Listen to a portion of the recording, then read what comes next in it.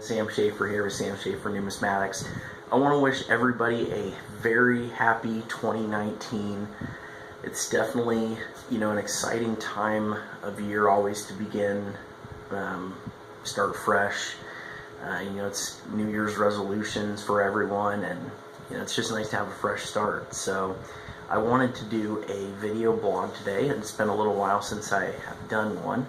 And what I want to talk about today is kind of the coin market, where it's at, and where I think it's going, because I think that 2019 is going to be a really interesting year for coins.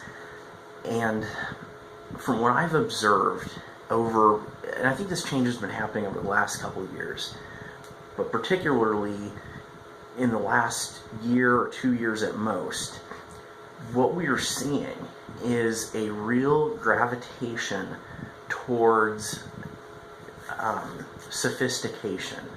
So I think this Charles Morgan, who's the editor of Coin Week, had a podcast recently, and he described coins, two types of coins. You have your widgets and you have your snowflakes. Widgets are all the same.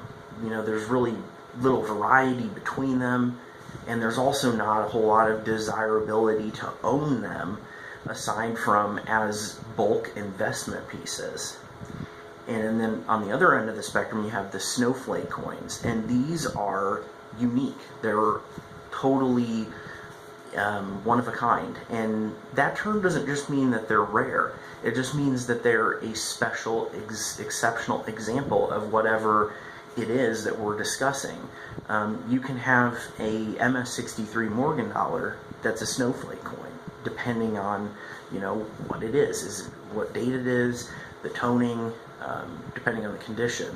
So I think it's really important to keep this in mind, because of the way the market has changed.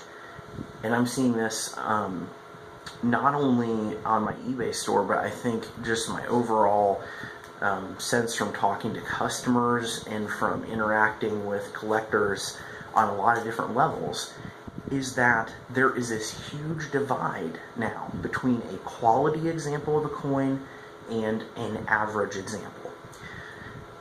For instance, I'll use a real-world example. I just recently had a 1916S Lincoln Wheat Penny, and it was graded PCGS MS-64 red, it was MS-64 red.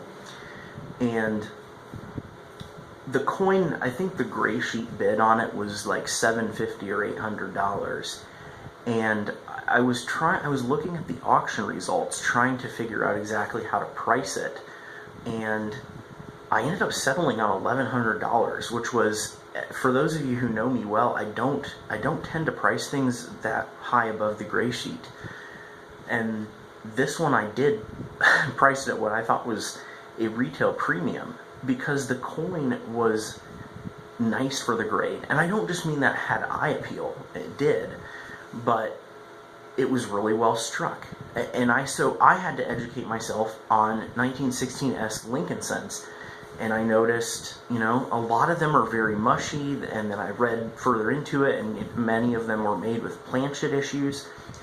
Well, long story short, that coin sold within less than 48 hours for almost twice, or not almost twice, but 30 or 40% over the gray sheet bid.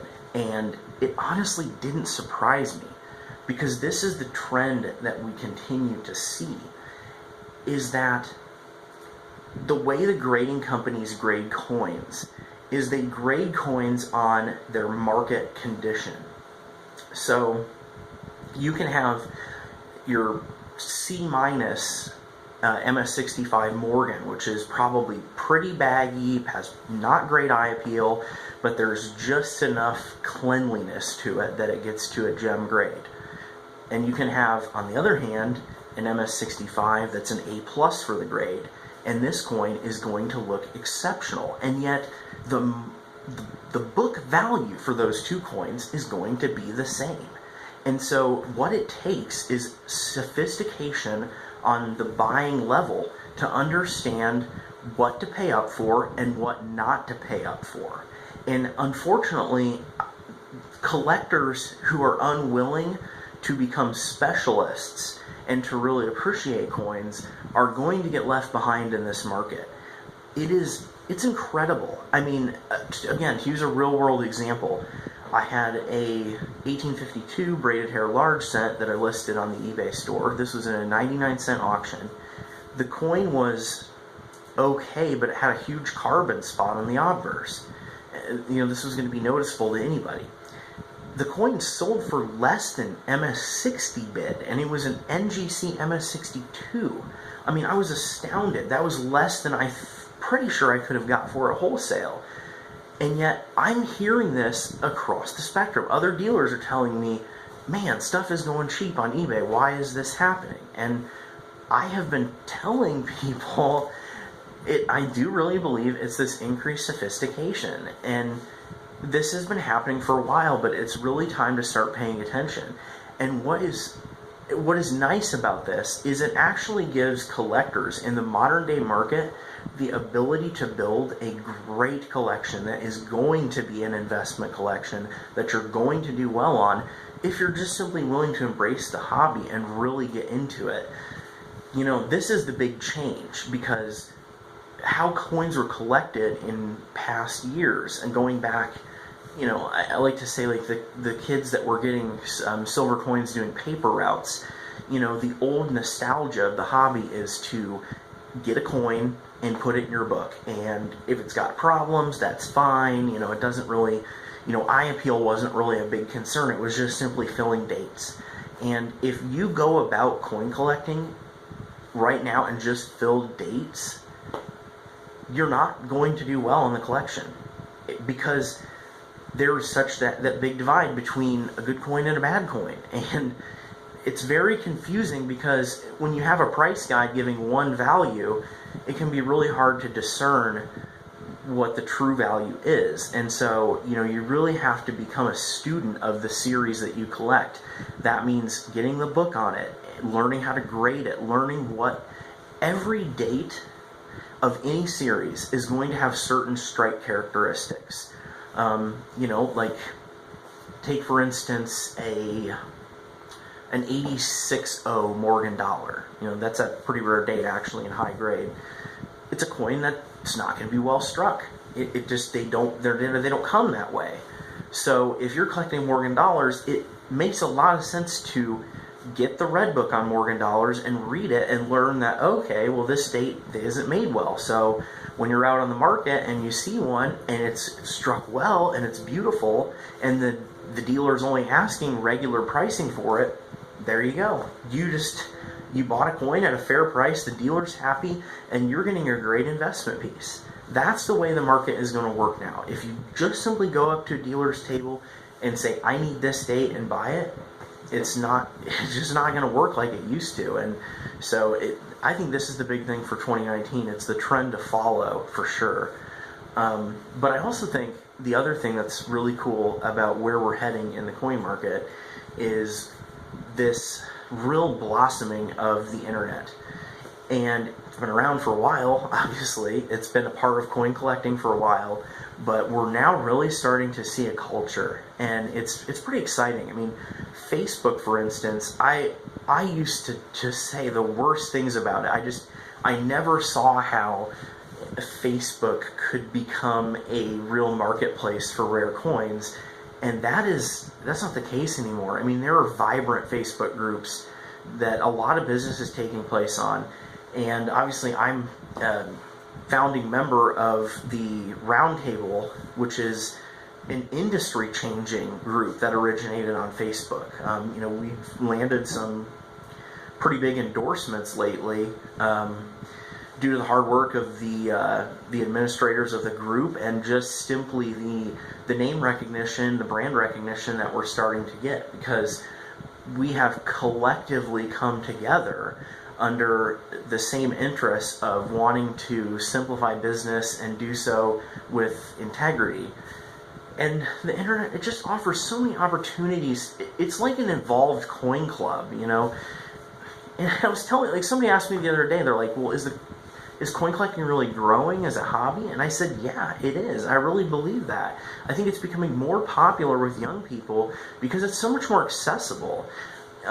coin collecting of yesteryear, you know, the paper route era, you maybe had friends that collected, you maybe went to the local coin shop once in a while, or you had to go to a coin club, and, you know, coin collecting has an evolving demographic, too. There are people of all age, gender, you know, wealth, culture. I mean, it reaches out in all areas, and the internet offers a great kind of safe, easy forum for the share of information with coins. So I think it's going to continue to evolve in that direction. I think we could see some really interesting things on the horizon to make it even easier, to make the groups more stable.